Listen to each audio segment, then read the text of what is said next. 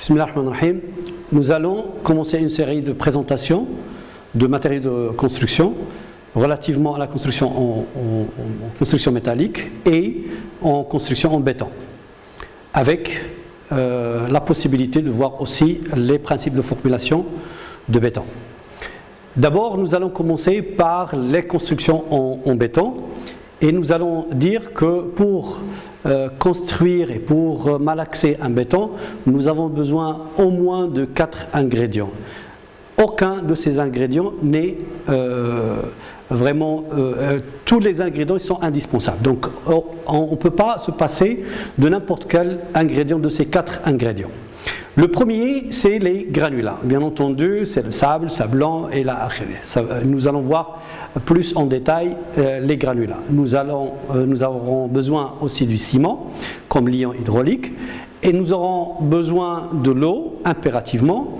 Le quatrième ingrédient qui est aussi impératif, c'est l'air. Si nous n'avons pas d'air, on ne peut pas malaxer notre béton. Notre béton ne peut pas réussir. Par exemple, on ne peut pas réussir un béton sur la Lune, par exemple.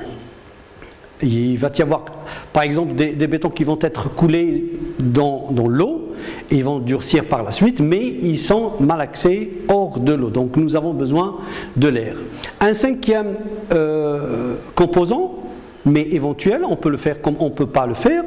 Ce n'est pas obligatoire, mais si on le fait, bien sûr, c'est pour améliorer certaines caractéristiques et certaines propriétés de notre béton. Ce cinquième ingrédient, c'est les adjuvants. Ces adjuvants, ce sont des produits de synthèse ou éventuellement des produits naturels. Ils sont de plus en plus sollicités dans le malaxage des bétons. Comme je vous ai dit, les adjuvants, ils donnent plus de propriétés au béton. Certaines propriétés, genre par exemple l'ouverture ou une résistance au gel, etc., etc. Donc nous allons pouvoir les voir la prochaine fois, Inch'Allah.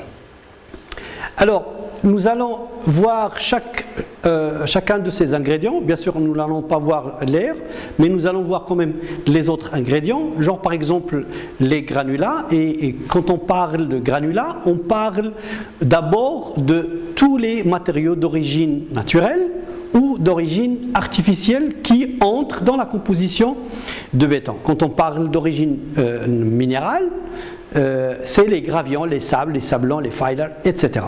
Et les artificiels, c'est le polystyrène par exemple, les copeaux de bois, les suires de bois, les suires enfin les copeaux d'acier aussi. Tout ça, ça peut entrer. Mais l'acier lui-même, enfin les barres d'acier, on ne parle pas de composants, enfin on ne parle pas de granulats, on parle d'acier. Les aciers qu'on met dans le béton, c'est pour différencier le béton armé des autres bétons. Alors, par contre, des morceaux d'acier, oui, de part et d'autre, on peut les appeler des granulats.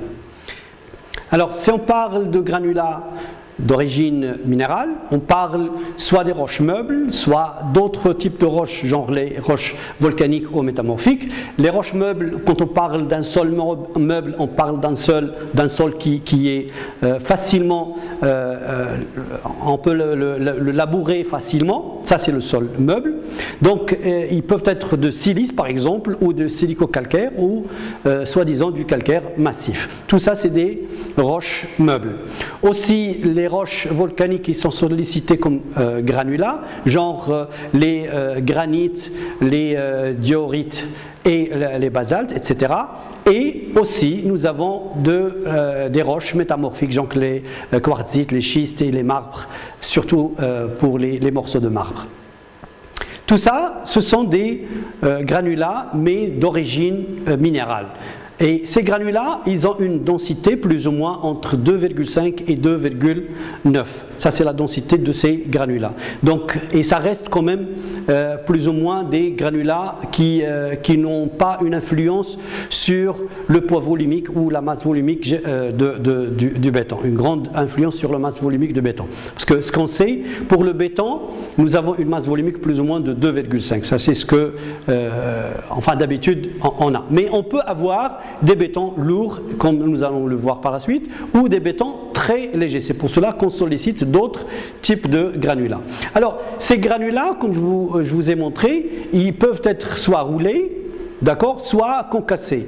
Rouler, ça veut dire on va les obtenir soit par criblage, soit par lavage, et généralement c'est des matériaux alluvionnaires.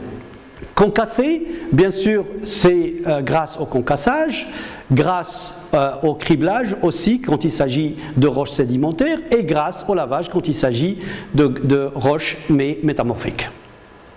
D'autres granulats, bien sûr, qui peuvent entrer dans la composition du béton, c'est des granulats qui sont légers. Et là, ils vont avoir une influence sur la masse volumique du béton, enfin la masse volumique globale du béton à la fin.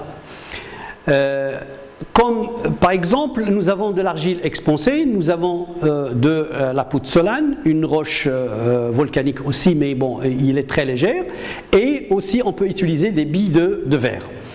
Des granulats très lourds, genre par exemple la barite, l'hématite et les laitiers. Ces laitiers, on peut les obtenir grâce aux fourneaux que nous allons voir par la suite dans la fabrication des fentes et des aciers.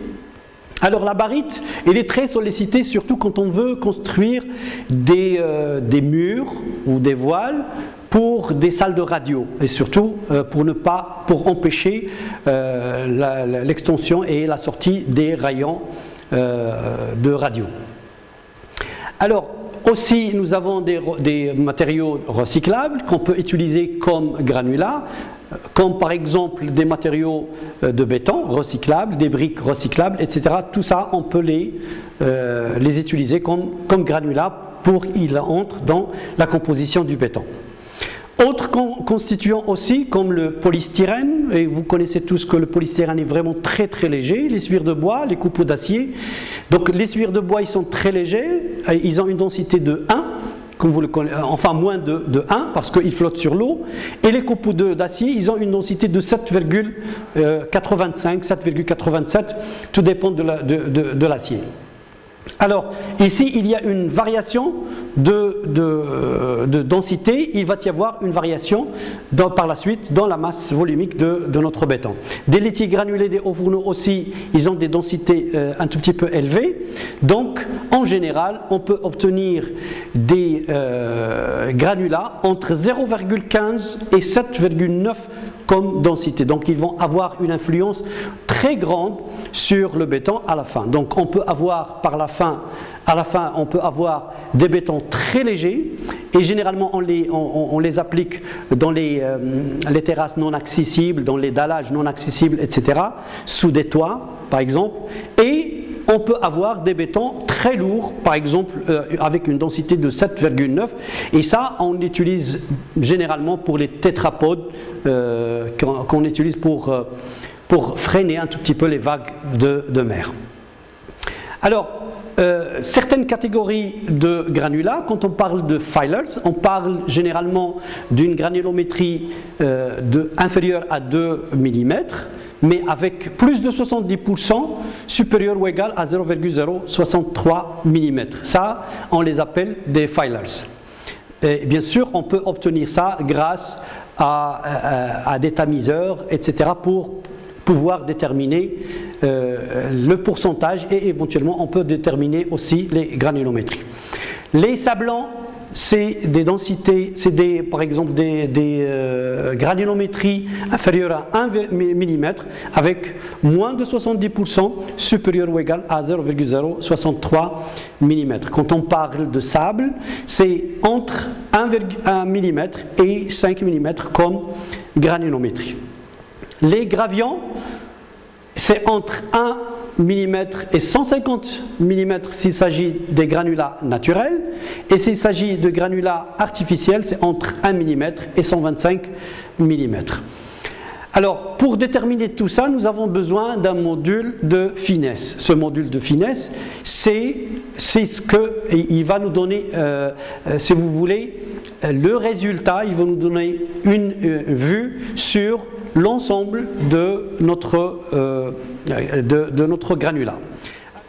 Alors pour déterminer le module de finesse, nous avons besoin de plusieurs tamiseurs, d'accord? Et le module de finesse d'un sable, bien sûr, ou d'un granulat, c'est l'ensemble des refus cumulés sur 100, exprimé bien sûr en pourcentage.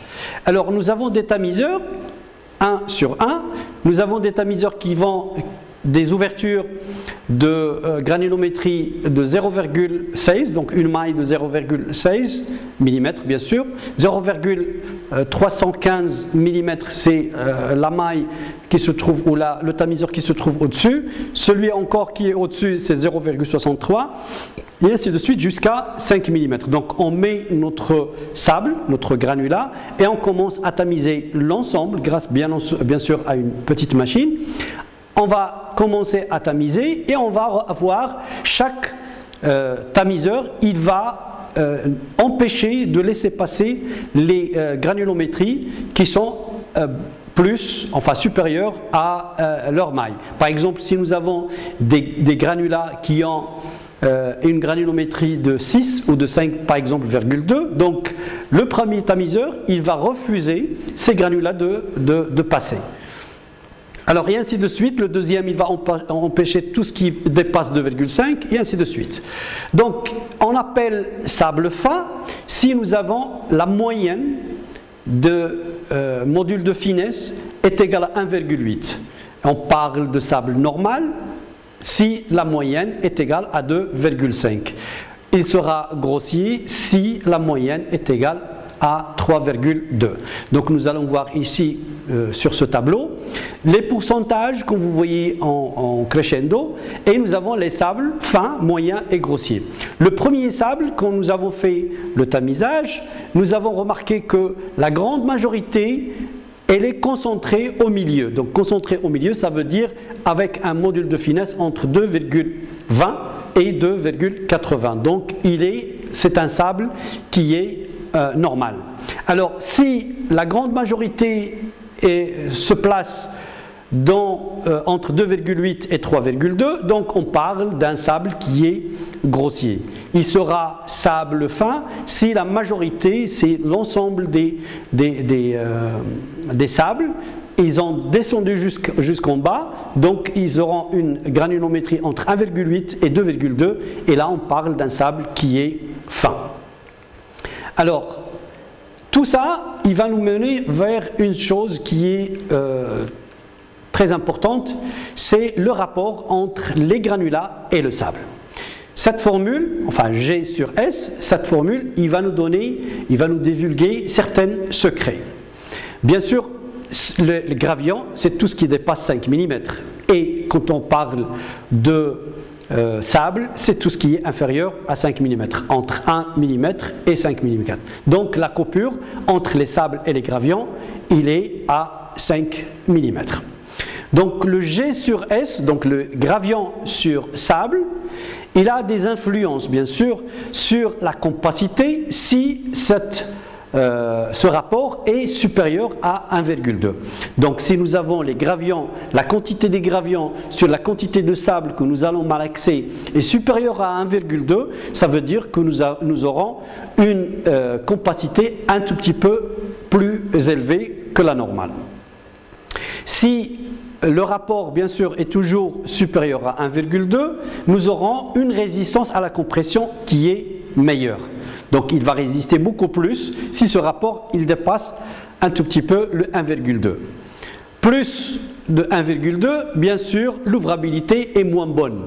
Parce que si nous avons besoin d'un béton qui est très ouvert pour pouvoir le malaxer par exemple à main ou pour pouvoir le projeter ou le pomper, nous avons besoin d'un G sur S qui est inférieur à 1,2. Parce que sinon, il ne sera pas très ouvert. Donc une ouvrabilité moins bonne si le rapport est supérieur à 1,2. Donc le choix de gravient sur sable, il dépend de ce qu'on veut. Si nous avons besoin d'un béton, enfin à la fin, avec une compacité élevée, donc on va élever un tout petit peu ce rapport de 1,2 à 1,3, 1,5.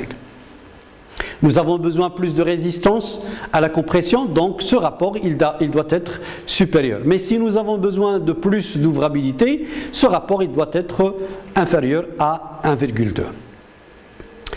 Si on veut parler de l'eau de gâchage comme composant de béton, on appelle eau de gâchage toutes les eaux qui sont potables, enfin toutes les eaux potables qu'on peut boire, que les animaux peuvent boire aussi, ils peuvent entrer, ils peuvent être de l'eau de gâchage et surtout pour toutes sortes de béton.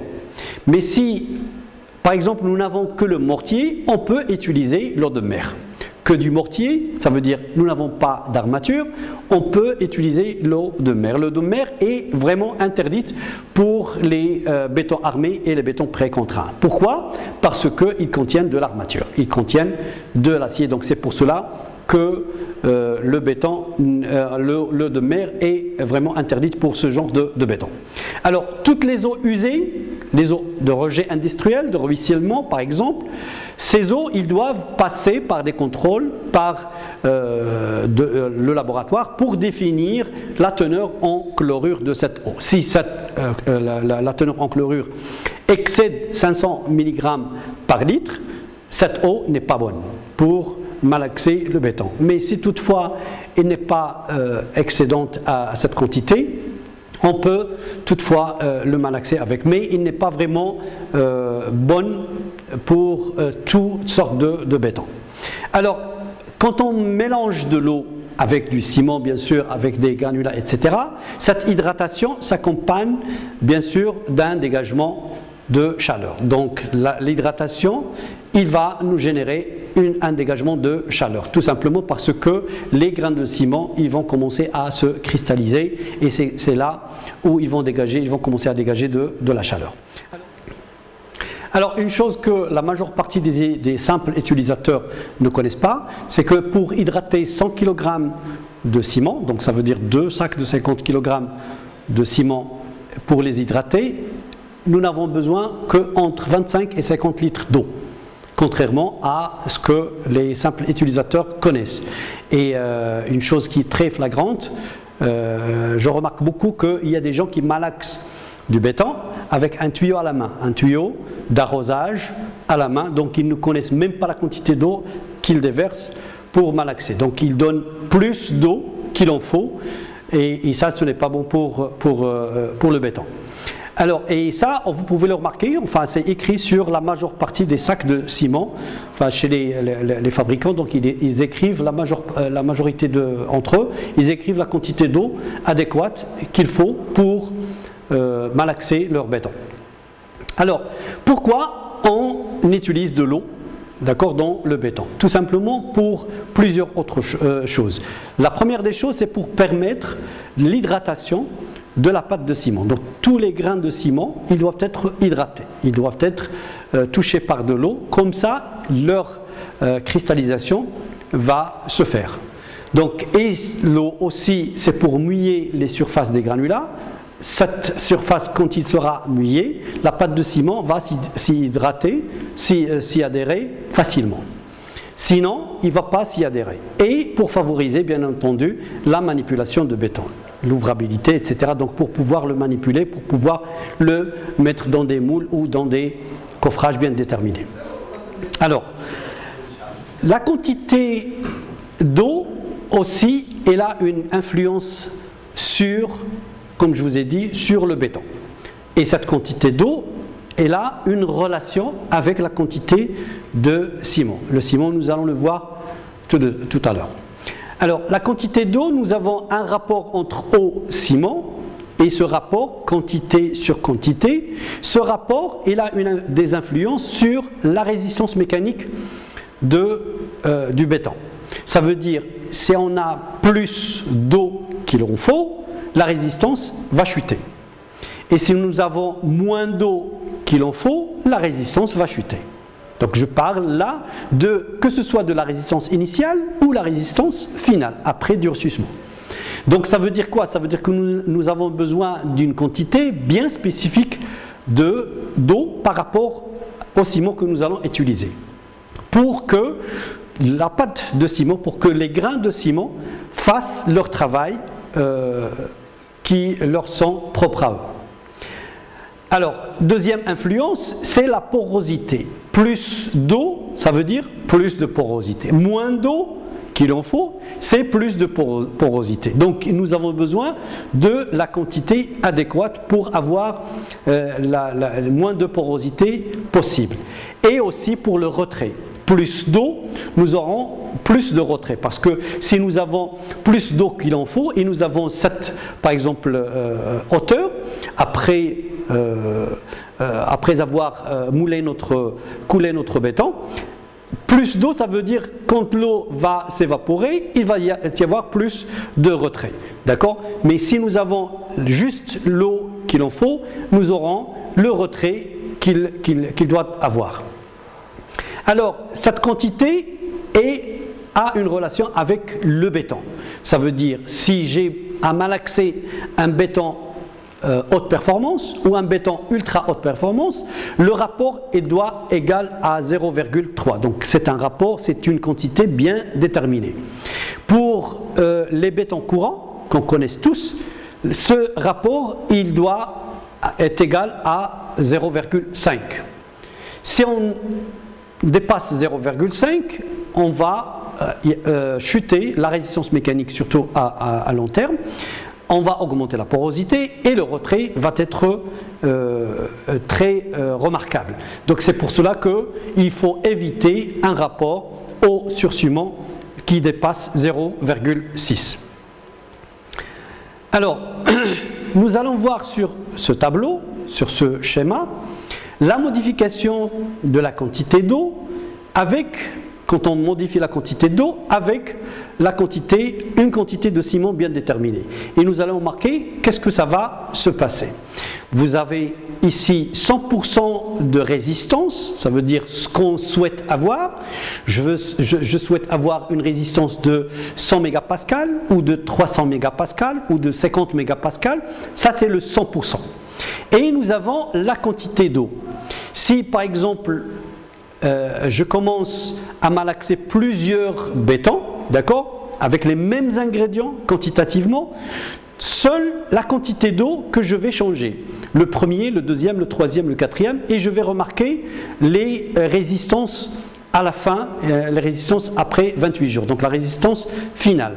Je remarque ici que la résistance, elle est optimale pour une quantité bien déterminée, d'accord ?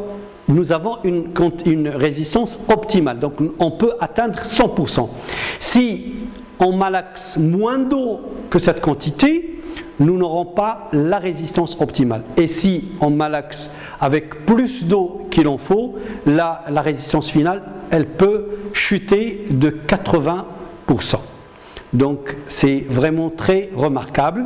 Donc la quantité d'eau est très spécifique par rapport à la quantité de ciment pour avoir une résistance mécanique à court et à long terme vraiment importante. Là, nous sommes arrivés au ciment et nous allons dire que le ciment est un liant hydraulique. D'abord parce qu'il y a des bétons sans ciment. On peut avoir des bétons, par exemple, avec des liants hydrocarbures, comme par exemple l'asphalte, etc. Donc c'est des liants aussi, et c'est des bétons aussi. Mais pour les bétons courants qu'on connaisse tous, le ciment, on appelle ciment un liant hydraulique, donc ça veut dire qu'il a besoin de l'eau. Ce ciment, avant de le fabriquer, nous avons besoin du calcaire et de l'argile. Ça, c'est les principes de base, c'est les bases de fabrication de ciment. Alors, il est sous forme de poudre, comme tout le monde connaît, et cette poudre, elle est très très fine, et elle s'hydrate grâce à l'eau. D'accord ? Et puis, il va faire prise, et il va devenir dur, même sous l'eau. D'accord ? Mais avant, il faut le malaxer à l'extérieur de l'eau. Donc le ciment est le constituant principal des mortiers, ça vous le connaissez, et des bétons. Il devient dur, mais il n'est pas invulnérable. Donc ça veut dire qu'on peut le casser, on peut le détruire, démolir par la suite. si on revient un tout petit peu dans l'histoire, et on va dire que les Égyptiens, ce sont eux qui ont découvert la chaux grasse. D'accord? Ils l'ont découvert, bien entendu, grâce à la cuisson des roches de calcaire dans des températures très élevées, d'accord, qui peuvent atteindre 1000 degrés Celsius, et ça, bien sûr, après extinction grâce à l'eau. Donc après l'avoir cuit, ils vont le tremper à l'eau, l'éteindre à l'eau, et après ils vont obtenir la grasse, enfin la chaux grasse. Après, les Romains, ils ont véritablement construit, fabriqué le ciment, bien entendu, grâce à l'ajout de la pouzzolane, on appelle pouzzolane, grâce à l'ajout de la pouzzolane à la chaux. Donc une fois ils ont ajouté de la pouzzolane, qui est une roche volcanique, se trouve en Italie, ils l'ont ajouté à cette chaux, d'accord, grasse, ils ont obtenu du ciment.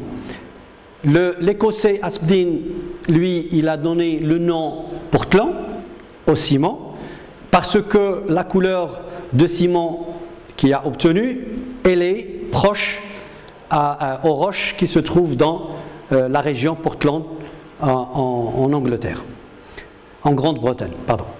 Donc c'est pour cela qu'il a donné le nom Portland à son ciment. Donc ça c'est un tout petit peu d'histoire.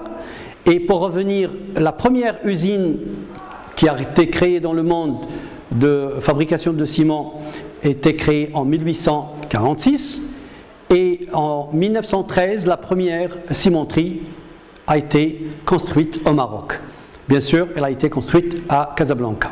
En 1915, il a commencé la fabrication de ciment, environ 20 000 tonnes par an, avec bien sûr un four droit. Après ça, en 1930, le démarrage du premier four rotatif au Maroc, avec une capacité de 120 000 tonnes. Donc vous voyez ici, le changement de four a changé aussi la quantité, mais il s'agit de la même société, donc le même site. Il a commencé à produire 120 000 tonnes par an.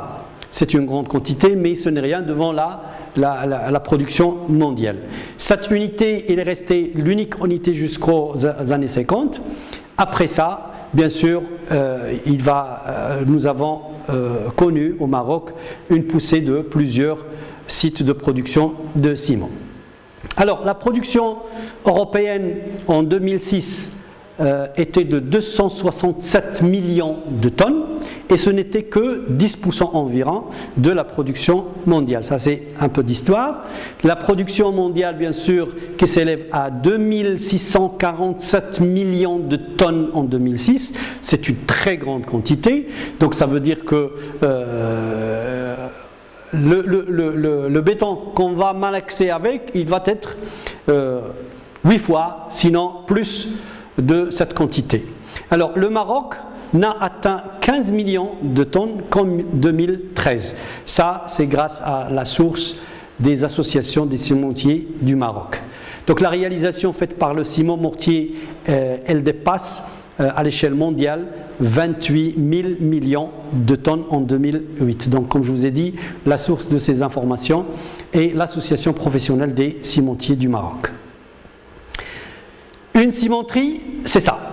Donc, c'est une usine, comme vous la voyez, de fabrication de ciment.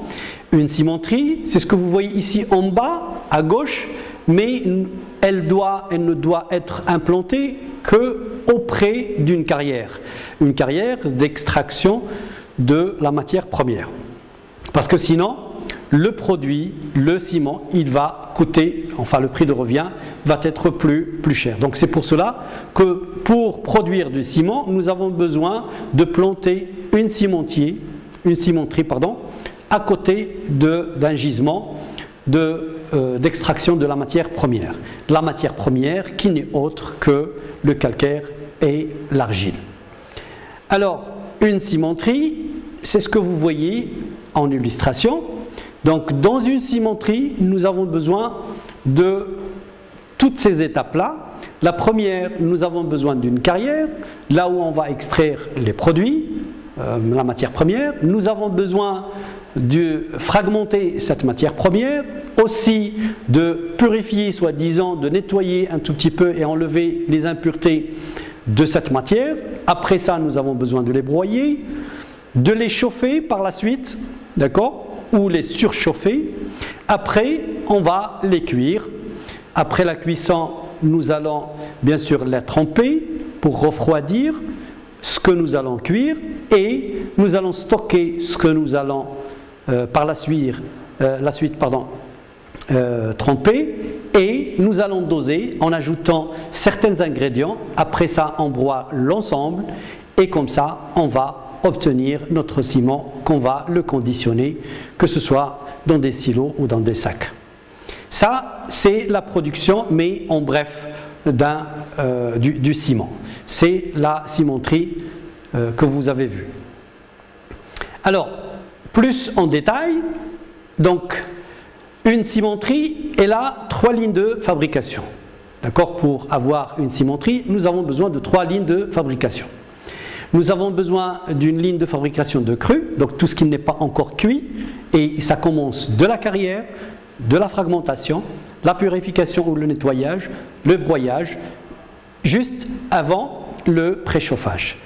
Et la ligne de la cuisson, donc c'est le préchauffage, après la cuisson, la trempe et le silotage, et la fabrication, la ligne de fabrication de ciment commence après avoir commencé à doser. Et on peut avoir une cimenterie, comme nous avons vu, nous avons par exemple à côté de Jorf Sfar, une cimenterie qui s'implante récemment et ça ne commence qu'après le silotage. Donc le silotage, ils ne font pas de silotage, ils prennent la matière première, tout ce qui sera trempé après la cuisson, ils le prennent des cimentiers déjà qui les stockent et eux, ils vont ajouter les ajouts, d'accord, et par la suite fabriquer le ciment.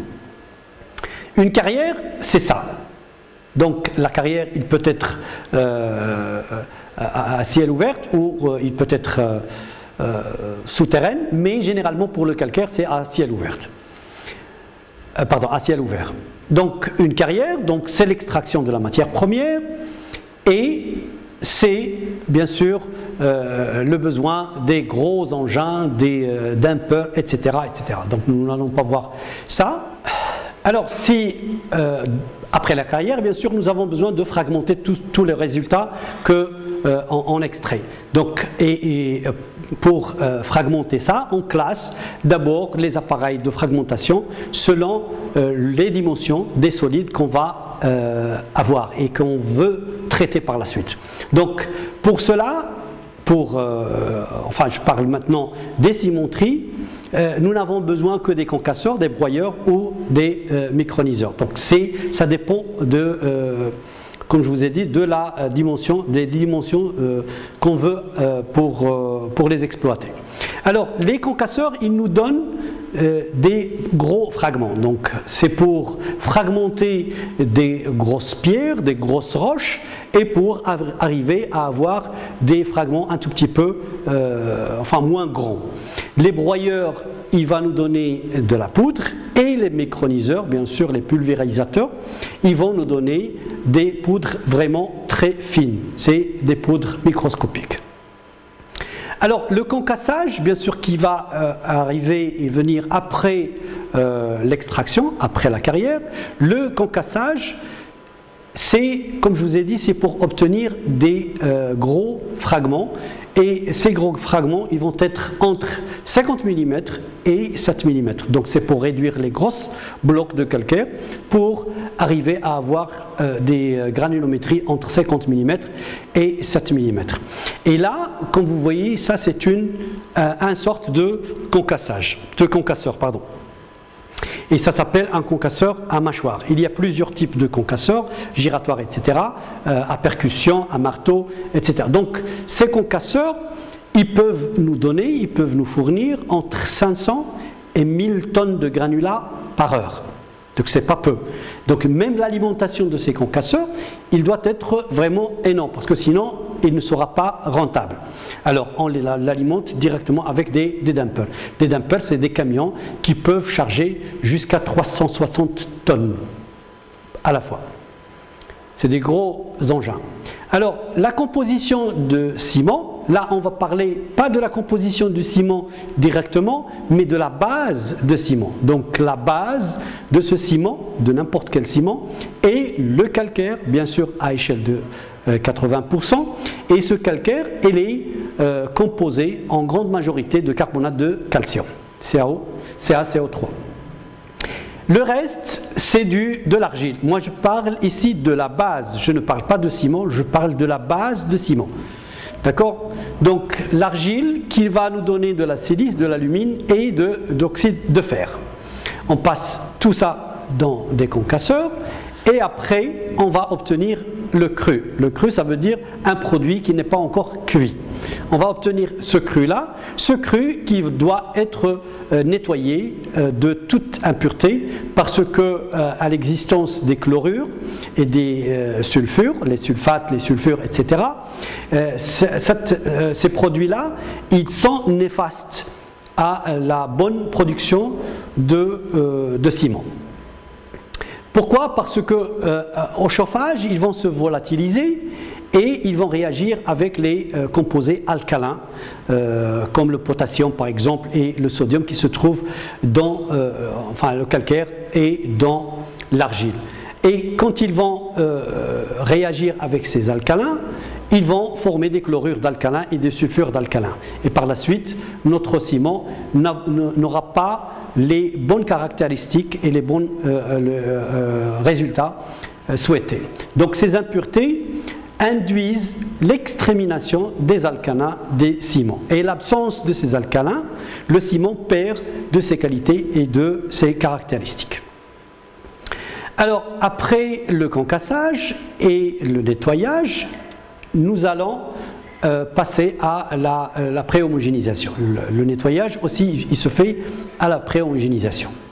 Donc la pré-homogénéisation, c'est essentiellement pour l'extraction des impuretés et pour atteindre un dosage parfait, qui est de 80% d'argile, de calcaire, je m'excuse, et 20% d'argile.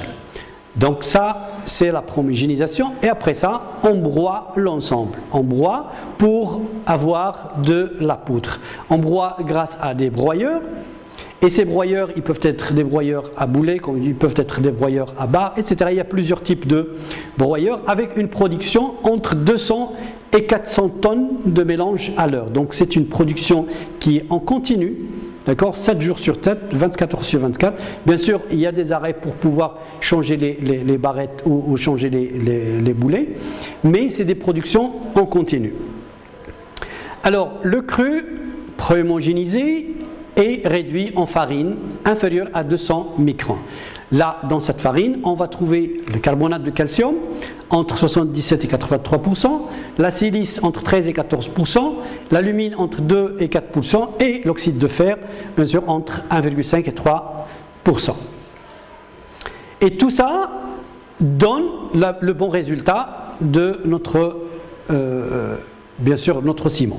Alors parmi les broyeurs, ça c'est un broyeur mais vu à l'intérieur, donc vous voyez ici à l'intérieur du blindage et des barrettes comme vous voyez, donc c'est un broyeur à barre et il y a aussi des broyeurs à boulets, donc il y a des boulets à l'intérieur.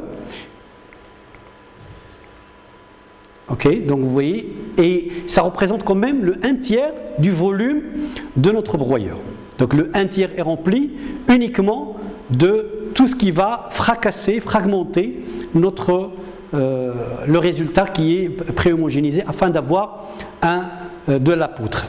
Donc il y a plusieurs types de broyeurs à boulets, il y a cylindriques, les broyeurs cylindriques, les broyeurs campants et bien sûr les broyeurs cylindro-coniques. Donc plusieurs types, nous n'allons pas entrer dans les détails de ça.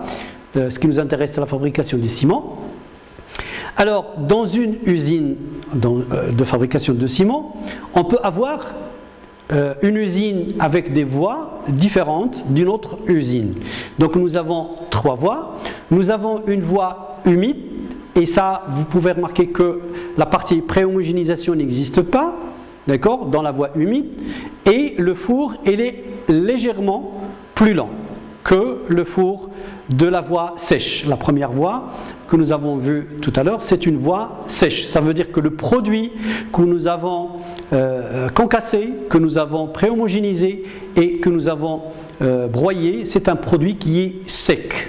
D'accord? Alors que la voie humide, le produit, il est humide, il contient de l'eau. C'est grâce à l'eau que nous avons enlevé les impuretés. Nous avons une voie semi-sèche, ça veut dire qu'il n'est pas vraiment humide, mais il n'est pas sec aussi. Donc, c'est une voie semi-sec et le four, il est entre, la longueur du four, il est entre le four de la voie humide et le four de la voie sèche.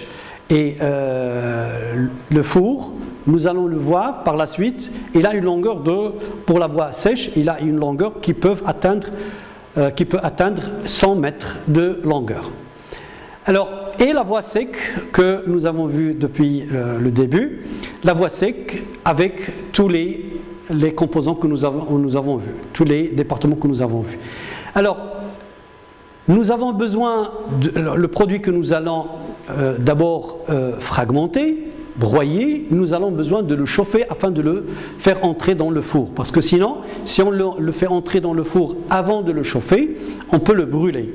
Et le ciment perdra ses caractéristiques, sinon on n'aura pas de ciment. Alors, pour le chauffer, on va le déverser dans des cyclones. C'est ce genre d'entonnoir. Chaque entonnoir, il donne le résultat au deuxième entonnoir, et puis au troisième, et ainsi de suite, depuis le haut jusqu'en bas. Depuis le haut, là, ce cyclone, il joue aussi le rôle d'un cheminée pour le four. Enfin, ça veut dire que tout ce qui sort comme chaleur, comme gaz carbonique qui sort du four, elle passera par ce cheminée, par ces cyclones pour sortir. Et en passant, qu'est-ce qu'elle fait? Elle chauffe le résultat qu'on va déverser depuis le haut. Donc on les déverse depuis le haut jusqu'en bas, sous forme de cyclone, ça veut dire sous forme de plusieurs entonnoirs. Chaque entonnoir passera son produit au deuxième entonnoir. Et ce passage, il va laisser passer, il va laisser s'échapper la chaleur, bien sûr, et le gaz carbonique, et c'est comme ça que le produit peut atteindre le four et il va l'atteindre chaud. Si le passage était droit, on peut bloquer l'extraction et la sortie du gaz carbonique et de la chaleur, et on peut bloquer aussi l'orifice du four, et comme ça on n'aura ni entrée ni sortie de produit. Alors, le préchauffage de cette farine qui a passé du broyage, elle peut atteindre 880 degrés Celsius en 5 secondes. Donc ça veut dire que c'est une très très grande chaleur. Et je ne sais pas si vous remarquez, le four, il est légèrement incliné vers l'autre côté. D'accord? Ce côté-là qui est auprès du préchauffage, de la précalcination, il a une hauteur plus haute que celle qui se trouve à la fin. Ça veut dire à la sortie du produit. Donc la sortie du cheminée est plus haute, donc ça veut dire qu'il est légèrement incliné. Alors ce four que je vous ai dit légèrement incliné, il est incliné certes pour que le produit traverse le four, et il est rotatif pour qu'il tourne. Donc en tournant avec une vitesse vraiment de 2 tours par minute, une très petite vitesse, en tournant, il laisse passer comme une vis, il laisse passer le produit tout doucement depuis la sortie du cheminée, je dirais, jusqu'à la sortie du produit. Et bien sûr que ce four, il va avoir 2 températures différentes. La température à la fin du four, donc là où il y a la sortie de la chaleur, et la température du début du four, là où il y a les flammes, là où il y a les brûleurs. Donc les fours, comme vous voyez ici, il est légèrement incliné, et il est aussi rotatif. D'accord, je pense ici c'est beaucoup plus clair.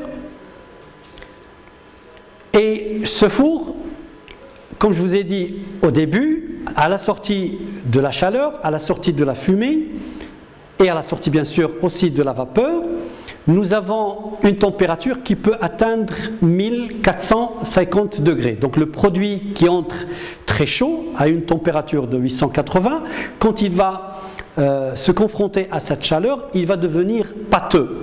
Et avec la petite rotation, il commence à sortir. Et il faut dire que c'est une très grande quantité qui entre et qui sort.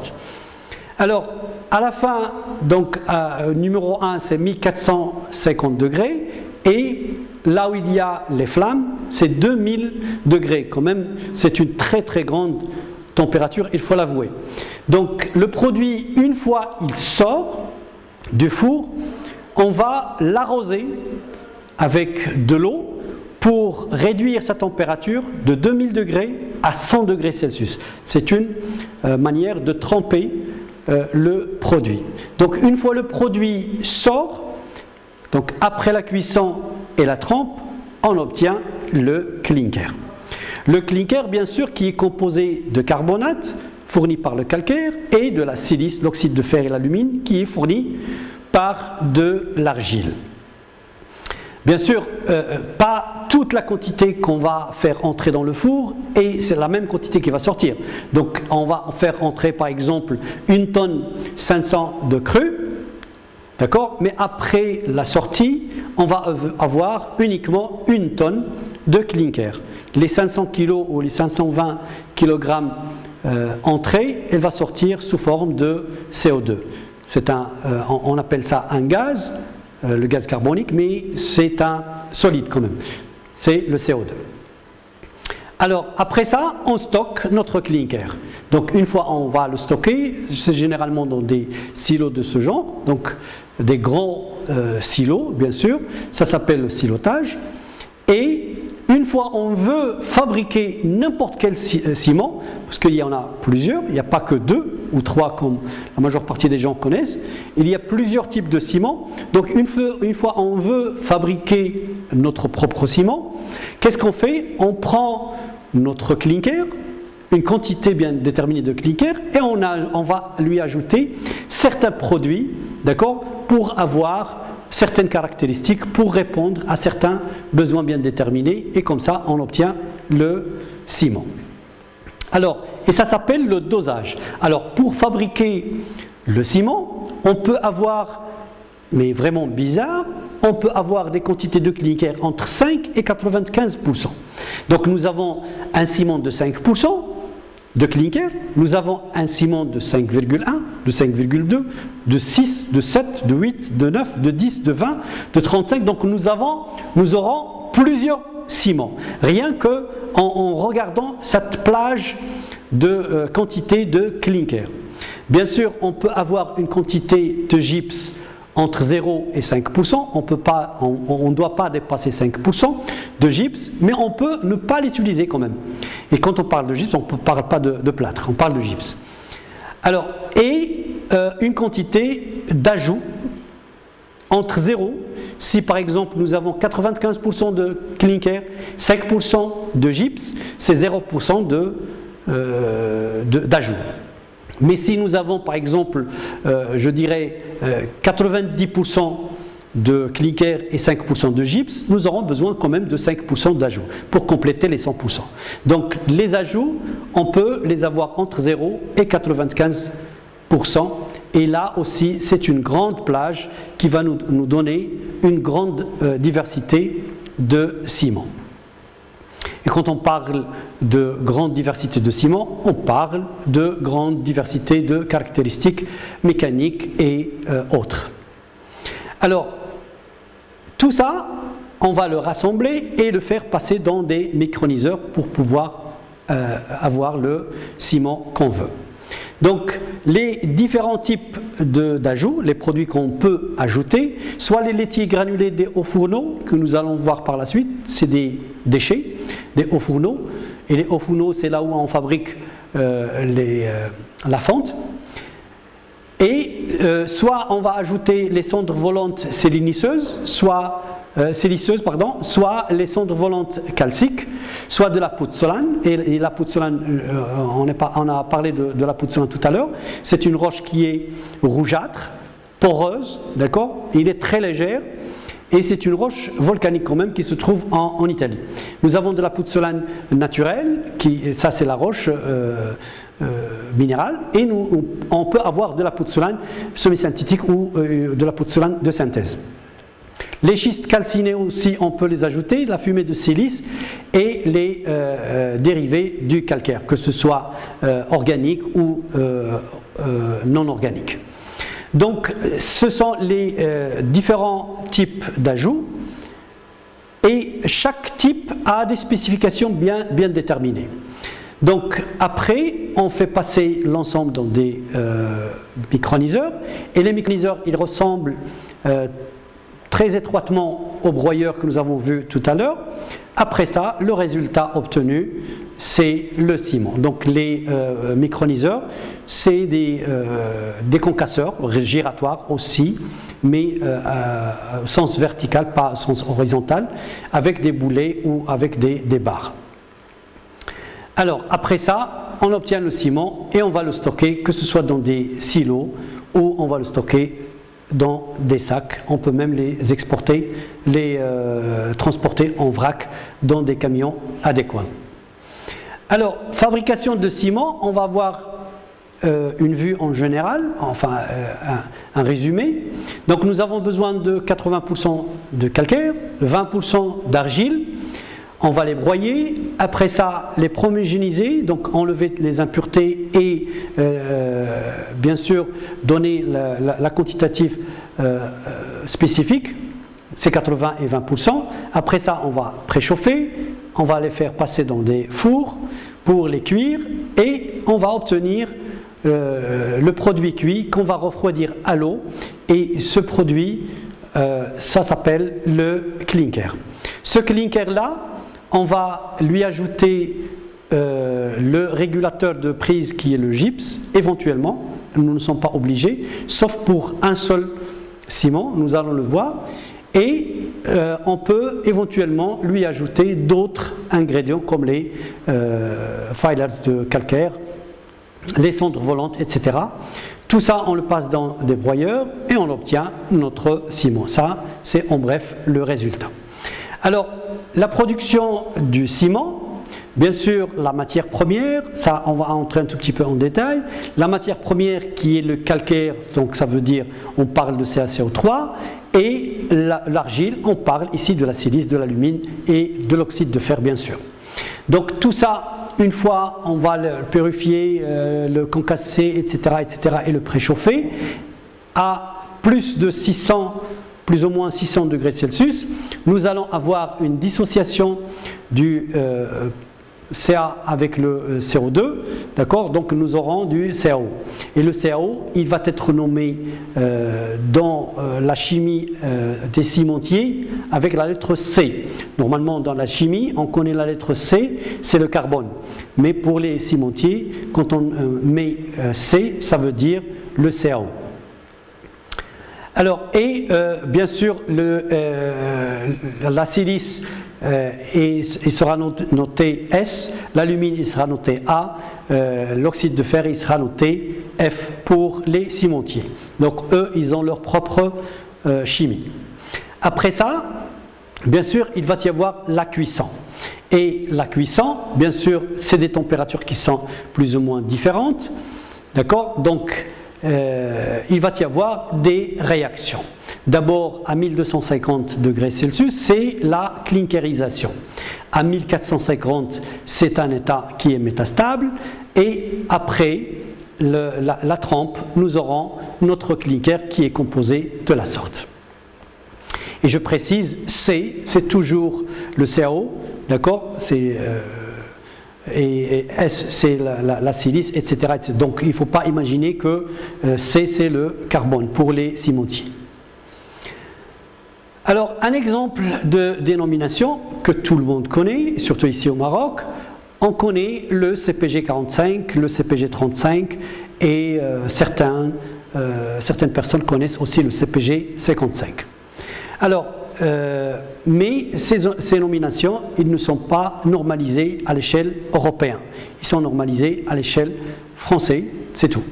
Donc, le CPG 45, c'est un ciment Portland. D'accord? Et quand on parle d'un ciment Portland, il a un taux de clinker qui dépasse 70%. Je parle ici du CPG 45. Et comme complément, bien sûr, nous avons la pozzolan ou les cendres, que ce soit siliceuses ou calciques, avec du gypse. La même chose comme complément de 100% pour le CPG 35. Toutefois, la quantité de clinker est moins de 65%, sinon 65%, et aucun sel soluble, tel que les chlorures, en vue d'accélérer la prise ou le durcissement. Alors, certaines caractéristiques de ces deux ciments, juste pour avoir une petite différence, nous allons voir qu'il y a une légère différence entre ces deux ciments, et surtout quand on parle de la résistance moyenne minimale. Une résistance à la compression à 28 jours, moyenne minimale, pour le CPG 45, il est de 42 mégapascales, tandis que pour le CPG 35, il est de 32 mégapascales. Mais on parle ici d'une résistance moyenne minimale, alors que le CPG 45, il peut nous donner une plage de résistance. Tout dépend de la quantité de ciment qu'on va utiliser dans un mètre cube de béton, ou il dépend aussi de la quantité d'eau. Mais bon, on parle ici d'une résistance moyenne minimale. Pour le CPG 45, il est de 42 mégapascales. Pour le CPG 35, il est de 32 mégapascales. Alors, les autres caractéristiques, ils se ressemblent. L'extension, par exemple, ou l'expansion à chaud, nous avons inférieur à 10 mm pour le CPG 45 et de même pour le CPG 35. Le retrait du mortier, bien sûr, inférieur à 800 micromètres par mètre pour le 45 et pour le 35. La teneur en SO3 inférieure à 4% pour le CPG 45 et le 35. La teneur en chlorure, c'est inférieur à 0,05% pour le 45 et pour le 35. Les plages dont je vous ai parlé tout à l'heure, par exemple pour le 35, nous avons une plage, le CPG 35, je parle, nous avons une plage entre 32,5 mégapascales jusqu'à 55,5 mégapascales, et ça on parle d'un ciment 32,5 normal qui donnera une résistance à court terme à 7 jours qui est légèrement supérieure à 16 mégapascales, tandis que si ce ciment là il est rapide, il va donner satisfaction, enfin il va donner des résultats supérieurs à 10%, 10 mégapascales, je m'excuse, à court terme. Alors qu'à long terme, c'est la même chose que ce soit normal ou rapide. Pour le 42,5 normal, nous avons un résultat à court terme supérieur à 10 mégapascales à 2 jours. Sur ce, nous n'avons pas besoin de contrôler à 7 jours parce que déjà à 2 jours, ce résultat il est bon pour le décoffrage.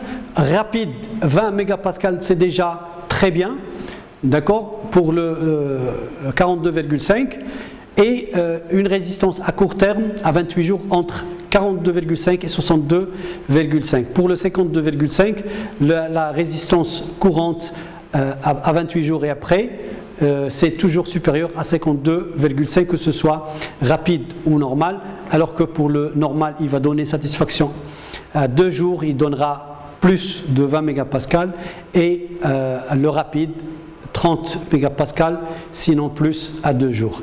Alors, les principes ciment que nous devons connaître, enfin, c'est les ciments CEM1, CEM2, CEM3, CEM4 et CEM5 selon la norme européenne. Et ces ciments, pour le ciment CEM1, c'est le ciment Portland, tandis que pour le ciment CEM2, c'est le ciment Portland composé. Le CEM3, c'est un ciment au fourneau. Et nous allons savoir pourquoi ces appellations ils sont différentes. Alors pour le CEM1, nous avons une quantité de clinker de 95% et 5% de gypse. Ça veut dire que pour les autres ajouts, c'est 0%. Le CEM2, nous avons une plage entre 65 et 94% de clinker, le gypse entre 0 et 5%, et le reste, bien sûr, tous les composants ils peuvent être placés pour fabriquer ce type de ciment. Et là, on va voir qu'il y a beaucoup de ciment à la fois. Pour le CEM3, c'est un ciment de haut fourneau. L'ajout ne sera que les laitiers granulés des hauts fourneaux, qui est décrit par la lettre S. Et là, on va avoir une plage entre 36 et 95%. Donc ça veut dire qu'on peut avoir plusieurs types de ciment CEM3. CEM4, ciment pouzzolane ou puzzolanique. Ça veut dire que nous allons pouvoir ajouter de la pouzzolane, mais toutefois nous pouvons aussi ajouter de la cendre et nous pouvons aussi ajouter des filers des calcaires.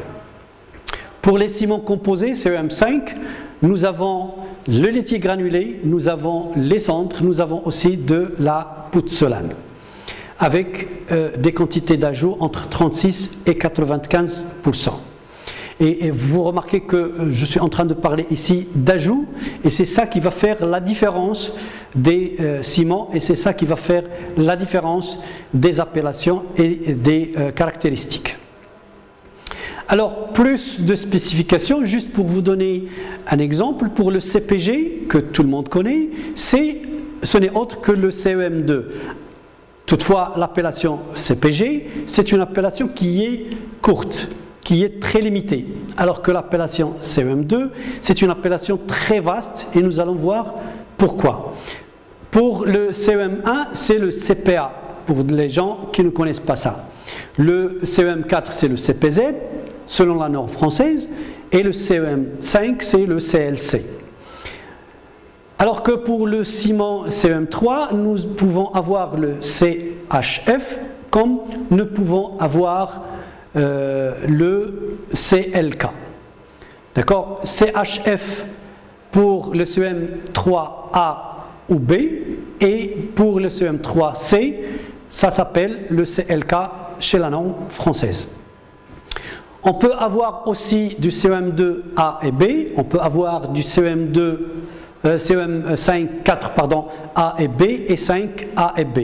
Alors que pour le ciment CEM3, on peut avoir ciment CEM3A, B ou C, tandis que pour le CEM1, il n'y a pas de A ni de B. Donc c'est directement le CEM1. Tout simplement pourquoi?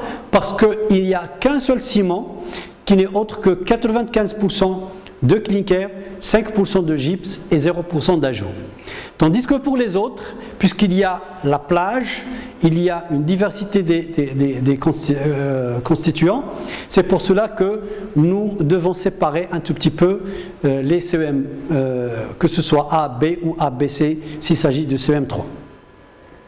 Alors, donc les ajouts éventuels pour les gypses, 5% impérativement pour le CEM1 et entre 0 et 5% pour les autres CEM. Là, on va voir les constituants, les ajouts, autres que le clinker bien sûr et le gypse. 0% pour le CEM1, tandis que pour le CEM2, là on ne va plus parler de CPG, encore moins de CPA ou CHF. Donc le CEM2 classe A, nous allons voir entre 80 et 94%, classe B entre 65 et 79%. Pour la classe B, les autres ingrédients, tous les ingrédients peuvent entrer en composition entre 21 et 35%. Toutefois, pour le A, les ingrédients, bien sûr, ils vont être entre 6 et 20%. Donc on parle de ciment CEM2 type A si les ajouts ou la quantité des ajouts est entre 6 et 20%, bien sûr, avec la composition de tous les ajouts. CEM, bien sûr, 3 type C, entre 5 et 19%. Type A, entre 35 et 64%. Et type B, entre 20 et 34%. Le reste, ce n'est autre que le laitier granulé des hauts fourneaux. Aucun autre ingrédient ne doit être ajouté ou ne peut être ajouté, sinon ce ciment-là, il ne sera plus appelé CEM3. Donc les ajouts, donc on parle de ciment CEM3, type A, si nous avons la quantité de laitier granulé des hauts fourneaux est entre 36 et 65%. Type B, si la quantité est entre 66 et 80%, et ainsi de suite. CEM4, on parle de CEM4 type B, si la quantité de clinker est entre 45 et 65%, 65 et 90%, c'est type A. Et là, on voit que nous avons de la pouzzolane, bien sûr, n'importe quelle pouzzolane, que ce soit pouzzolane naturelle ou artificielle. Sinon, aussi, nous avons de la cendre siliceuse et calcique, et aussi la cendre, comme je vous ai dit. Pour le reste, c'est 0%. Et là, pour le B, c'est entre 36 et 55 de constituants autres que le clinker. Si on parle de CEM5, c'est entre 20 et 38% de clinker et entre 40 et 65% pour le type A. Tandis que ce qu'on peut avoir comme ajout, c'est à la fois le laitier granulé et les cendres aussi. Donc il y a le laitier et les cendres qui doivent être composants de ce ciment pour qu'on l'appelle ciment au laitier et au cendre. Voilà les quantitatifs pour le type B. Pour le type CEM2, comme je vous ai dit, donc nous avons CEM2 classe A ou B, mais là nous avons une plage assez énorme de constituants. Donc nous avons les laitiers, nous avons la pouzzolane, nous avons les dérivés de calcaire, nous avons la schiste calcinée, nous avons beaucoup d'ingrédients. Et là, si toutefois un seul ingrédient est en jeu, on change, on ne va pas changer l'appellation, mais on va ajouter à l'appellation autre chose. Alors, nous allons nous concentrer sur le CEM2 et nous allons voir que ce CEM2, on va l'appeler CEM2 composé type A-M si tous les ingrédients y sont. Donc nous avons à la fois le laitier granulé, nous avons aussi de la pouzzolane, du calcaire, nous avons du schiste, nous avons de la cendre. Donc tous à la fois, nous devons mettre la lettre M et entre parenthèses, on va noter les ingrédients ou la majeure partie des ingrédients ajoutés à ce ciment-là. Bien sûr, avec la quantité, il faut respecter les quantités. Si la quantité de clinker est entre 65 et 79%, donc il va être classe classe B-M avec tous les ingrédients. Mais si nous n'avons qu'un seul ingrédient avec cette différenciation bien sûr de quantité, c'est comme vous voyez ici, c'est la même quantité de clinker qui se répète, mais ici, au lieu d'avoir tous les ingrédients, nous n'aurons qu'un seul ingrédient à la place de tous les ingrédients, et c'est pour cela qu'il va être CEM2, d'accord, ciment composé mais au laitier, ciment composé mais à la fumée de silice, ciment composé à la pouzzolane, et là on va noter CEM2 classe A-S parce qu'il n'y a que les laitiers, classe B-S parce qu'il n'y a que les laitiers. Pour la fumée de silice, il n'y a pas de il n'y a pas de A ou de B, il n'y a pas de B, il y a uniquement A, mais la quantité est vraiment très réduite de clinker et la quantité aussi de la fumée de silice est très limitée, il est entre 6 et 10%, donc c'est classe A-D Pourquoi nous n'avons pas mis la lettre M? Parce qu'il y a un seul ingrédient. On pose la lettre M si nous avons au moins deux composants autres que le clinker et le gypse, comme nous allons voir par la suite. Donc, et ce tableau, il est explicite, donc classe A-W pour, par exemple, la cendre, -T pour la schiste calcinée, etc., etc. Ça dépend de l'ingrédient que nous allons ajouter, mais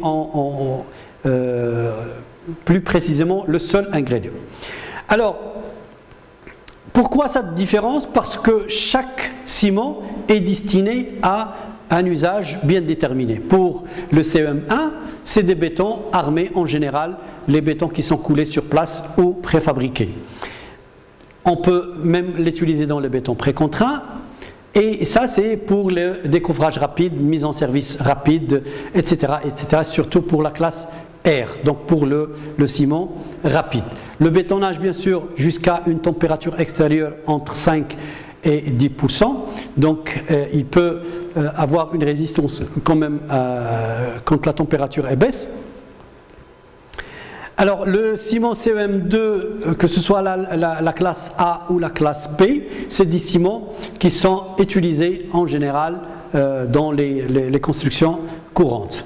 Donc c'est des utilisations qui sont courantes, les bétons en élévation, que ce soit armés ou non armés, les ouvrages d'art, les ouvrages courants, les dallages de sol, etc. Enfin les dallages et les sols industriels, la maçonnerie, les utilisations, etc. Beaucoup d'utilisations.